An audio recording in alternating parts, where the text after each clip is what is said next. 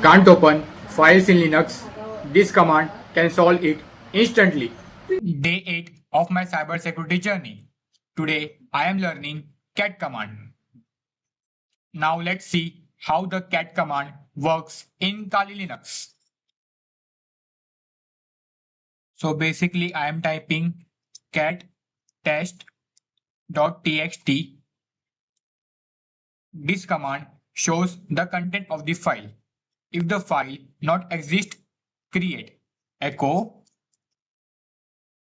hello cybersecurity test.txt. So I am created the file. So again cat test.txt. Here I created a file and now you can see its content using cat.